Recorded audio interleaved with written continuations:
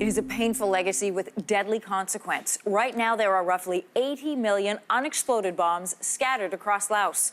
They were dropped by the United States during the Vietnam War, and they are responsible for the deaths of at least 50 people every year. They injured dozens more. Many of the victims are children. U.S. President Barack Obama announced in Laos this week $90 million will be spent over the next 3 years to help clear those unexploded bombs. And joining us this morning from New York is Dakin. He spent 2 years living and working in Laos. He is the former director of the Board of Legacies of War, a U.S. organization that works to raise awareness for this issue. Thanks so much for being with us today.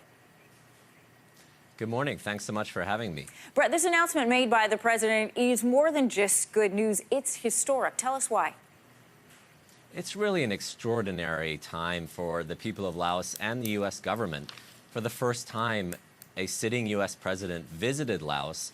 He openly acknowledged this history, took responsibility for it, and then he announced a major commitment of U.S. funding to help clean up the leftover bombs and help the victims who continue to suffer from accidents related to unexploded ordnance all these decades later. Brett, the numbers in this story are really hard to wrap our minds around. Of the 270 million cluster bombs dropped on that tiny country, 80 million of them are still active. What does that look like on the ground? It's really shocking, and I think that when people hear these numbers, they get a little bit overwhelmed. But if you take it down to the ground level, what it means is that farmers who are trying to cultivate their land or kids who are playing in the countryside, they can happen upon these bombs at any time. They're tiny, these cluster bombs, the size of a baseball, really. And so in addition to hurting people as a result of accidents when they go off, it also prevents a lot of land from being cultivated and hinders the economic development and even the food security of the people of Laos. President Obama noted that many of the victims every year, as you pointed out, are children. How does that happen? Well, it's really shocking, but even now, 4 decades after the end of the bombing in 1973, these cluster bombs are lying around. They didn't explode on impact. They were designed to explode on impact, and they did cause a lot of suffering at the time.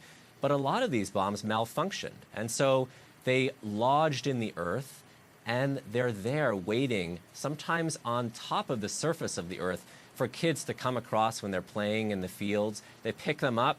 They think they're maybe a toy or something interesting. They play around with them for a few moments, and then an accident can happen. And sometimes children are even killed by these accidents. So it's a serious problem. But you know, we've made enormous progress. Just a few years ago, about 300 people a year were killed in Laos due to these accidents. Now, as a result of increased funding from the U.S. government and others, we're down to around 50 casualties a year. And I think with this major announcement from President Obama, we'll be able to take it down to 0 per year, which is really our goal. Brett, I know you were on the ground for a couple of years in Laos, and you've worked very hard to see an announcement like this. What does this mean to you?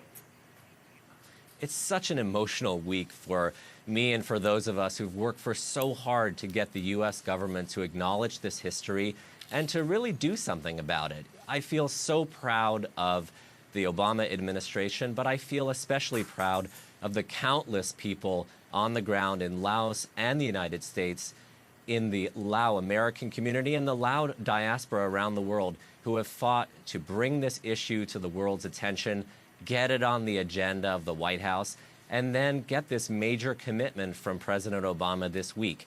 It's not going to solve the problem immediately, but what it is it gets us on the right path to bringing down the number of casualties to 0 within, we hope, 10 years. Dakin, thank you so much for your insights from New York today, and congratulations on the historic announcement and your work as part of it. Thanks so much. We really appreciate the attention. There's lots more news ahead on Your Morning. Stay with us.